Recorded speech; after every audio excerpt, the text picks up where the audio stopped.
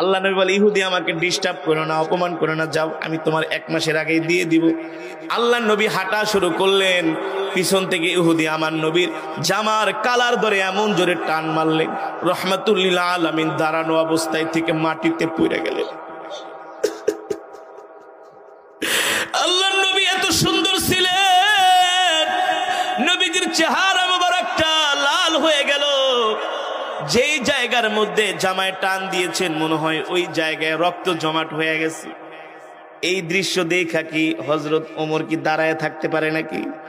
হযরত ওমর তার তরবারিটা কোষ থেকে বের করে, খাপ থেকে বের করে ইহুদির গলায় ধরে বলে, ইহুদি এত বড় সাহস, আমার সামনে তুই আল্লাহর নবীর জামার কালারে হাত দিছস, আমি তোর কল্লা ফালায় দেব, আমি তোকে আর বাঁচায় রাখবো না, আমার হাত থেকে তোকে কেউ বাঁচাতে পারবে না। আমার সামনে আমার নবীকে অপমান করস, আরে আমার সামনে যদি আমার নবীকে অপমান করস তাইলে আমি ওমর কালেমা পড়া মুসলমান হয়ে লাভ কি হলো? জানোস না কার বেটা তোর সামনে দাঁড়ানো? খাত্তাবের ছেলে তোর সামনে দাঁড়ানো, এত বড় সাহস তুই আমার নবীর গায়ে হাত দিছস। আল্লাহু আকবার। ইহুদির কল্লার মধ্যে তরবারি ধরে আছে, আল্লাহর নবী দূর থেকে তাকায় দেখা আয়েশা উল্টা আল্লাহর নবী হযরত ওমরকে ধমক মারতেছে। সুবহানাল্লাহ। এ ওমর, সে হলো পাওনাদার, আমি হলাম দেনাদার। ইহুদি আমার মেহমান, তুমি তার গলায় তরবারি ধরছো, কে তোমাকে এত বড় সাহস দিয়েছে? তরবারি নামাও। আপনি আমি হইলে কি করতাম? কি করতাম কোন? হ্যাঁ, আপনি আমি হইলে করতাম, দূর হুজুর আপনার লেগে আইছি, হের লাগে মারামারি করতে, আর উল্টা আপনি আমার শাসাইতেছেন, জান আপনার লাগেই থাকুম না। আমি আপনার জন্য আইলাম, আপনার পক্ষ হয়ে আইলাম, তার সাথে তাকে তরবারি ধরার জন্য, আর আপনি আমার উল্টা ধমকান না। যেমন নবী তেমন সাহাবী। হযরত ওমর চুপ করে আছে,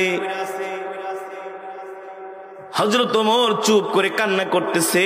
আল্লাহ নবী বলেন, ওমর লিমা তাবকিয়া, ওমর কাঁদো কেন?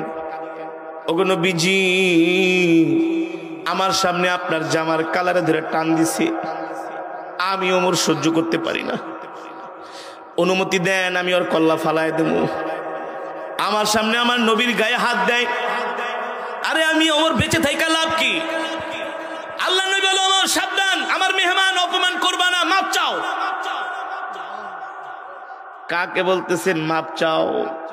যাকে বলা হয় মিজাজে ওহী। আল্লাহু আকবার।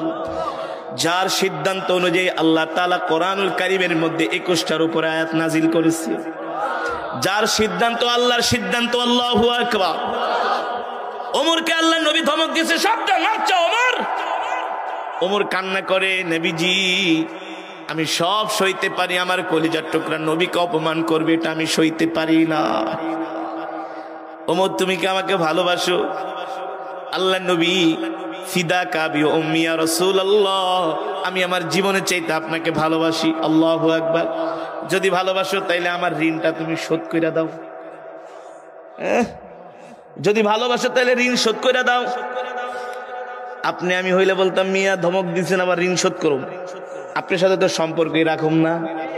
কিন্তু রাসূলের সাহাবীরা কেমন ছিল রে ভাই? রাসূলের সাহাবীরা কেমন ছিল? আল্লাহর নবী বলেন, এই কথা বলার পরে হযরত ওমর দাঁড়ায় বলে, ওগো আল্লাহর নবী, শুধু আমাকে ইহুদিকে শুধু আমার সাথে দিয়া দেন। ইহুদি অর্থ নিবে না কি নিবে? ইহুদি মনে মনে বলে, এখন যদি চাই 1000 দিরহাম বাইর করে তো দিয়া দিব, এমন একটা জিনিসটা যাতে দিতে না পারে। ইহুদি কি নিবা? অর্থ নিয়ে যাও। কেন অর্থ না, আমাকে অর্থের বিনিময়ে পাকা খেজুর দিতে হবে। পাকা খেজুর এখন তোমার জন্য কোথায় পাবো? হযরত ওমর বলে, গো আল্লাহর নবী, আমি গতকালকে আমার বাগান থেকে খেজুর পেরেছি, গোডাউনে গুদাজাত করে রাখছি। আপনি ইহুদিকে বলেন আমার সাথে যাইতে, এই চল। কত মন খেজুর নিবা? বলে 1000 দিরহামের বিনিময়ে 10 মন দিতে হবে। চলো তুমি আমার সাথে। আল্লাহর নবী যাওয়ার সময় কে, ওমর এদিকে আসো, 10 মন তো দিবা, আরো 1 মন বেশি দিবা। কেন? আল্লাহর নবী, কেন দিব? এই যে তুমি ইহুদির ইহুদির গলায় তরবারি ধরছো, এই জন্য তোমার আরো 1 মণ জরিমানা। সুবহানাল্লাহ বলবেন না? আপনার আমার তো অনেক ধৈর্য, ঠিক না? এই যে তরবারি ধরছে এই জন্য 1 মণ জরিমানা। আল্লাহ নবী বলে ঠিক আছে, হযরত ওমর বলে ঠিক আছে, ওগো রাহমাতুল লিল আলামিন, আপনি যেভাবে বলেন সেভাবেই দিব। ইহুদিকে নিয়ে হযরত ওমর তার বাড়িতে চলে গেলেন। গোলামকে ডাক দিয়া বলে খেজুরের গুদামের দরজাটা খুলে দাও। ইহুদি তোমার লোকজন নিয়ে আসতে বলো, 10 মণ খেজুর মাইপা তুমি নিয়ে যাও। ইহুদি 10 মণ খেজুর মাপলো।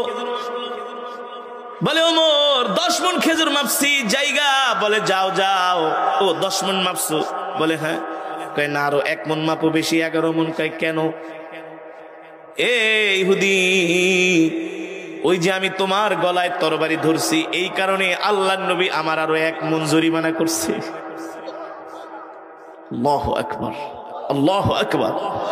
ইহুদি হযরত ওমরের চেহারার দিকে তাকায় কয়, মনে মনে কয় তুমি আমাকে এখনো বাঁচায় রাখছো, এটাই তো কপাল। তোমার মতো ওমরের সামনে দাঁড়ায় আছি, আমি তো তোমাকে চিনি, তোমার পূর্বপুরুষকে চিনি। তুমি কেমন জিদি মানুষ, রাগী মানুষ, শক্তিশালী যুবক। তোমার ভয়ে মক্কার সব কাফেরেরা থরথর করে কাঁপে। সেই ইহুদির সাথে তুমি এত সুন্দর আচরণ করতেছো। এবার ইহুদি ডাক দিয়া বলে ওমর 10 মণ খেজুরও নিব না, 1 মণ বেশিও নিব না। কেন নিবা না? কেন নিবা না? এ ওমর, মাত্র সামান্য কয়েক টাকার বিনিময়ে এত খেজুর দিয়া দিলা, একবারও জিজ্ঞাসা করলা না আল্লাহর নবীর সাথে আমার কি কথাবার্তা, কি লেনদেন হয়েছে? বলে এত কিছু জানার দরকার নাই, আমার নবী বলছে আমি তোমাকে খেজুর বুঝাইয়া দিলাম। আল্লাহু আকবার। ইহুদি ডাক দিয়া বলে ওমর, এ ওমর, খেজুর নিব না, তবে যাওয়ার সময় আমার সাথে একটু কথা বলো। বলে আল্লাহর নবী তো তোমার সাথে আমার কোনো কথা বলতে বলে নাই। আমরা হইলে তো কইতাম ভাই 10 মণ তো 2-4 মণ কমায় নেন, আমার পক্ষ থেকে দিতাছি, একটু আমার একটু সেভ করেন, হেল্প করেন। কেন তোমার সাথে কথা বলবো? আমার নবী আমাকে যেটা অর্ডার দিয়েছেন সেটাই করো তুমি। বলে ওমর আসো ভাই আসো, তোমার সাথে একটু কথা বলি। কি কথা বলবা? আরে খেজুর তো দিয়া দিলাম, মাইপা নিলাম, এখন চলে যাবো, তোমার সাথে তো আর দেখা হবে না, কিন্তু আমার পরিচয়টা একটু জিজ্ঞেস করো। হযরত ওমর বলে তোমার পরিচয় তো জিজ্ঞেস করার কথা আল্লাহর নবী আমাকে বলে নাই। এবার ইহুদি যায়েদ বলে একবার একটু আমার পরিচয়টা জিজ্ঞেস করো। হযরত ওমর জিজ্ঞেস করলেন, বলো তোমার নাম কি? বলে আমার নাম হলো যায়েদ। হযরত ওমর ছিলেন বসা, দাঁড়ায় গেলেন, আরে তোমার নাম যায়েদ? তুমি কি সেই যায়েদ যে কিনা ইহুদিদের সবচেয়ে বড় আলেম, সবচেয়ে বড় পণ্ডিত, যিনি তাওরাত পুরাটা মুখস্থ করেছে? বলে হ্যাঁ। আরে তোমার নাম তো আমি আল্লাহর নবীর মুখে অনেকবার শুনছি, তুমি কি সেই যায়েদ? বলে হ্যাঁ।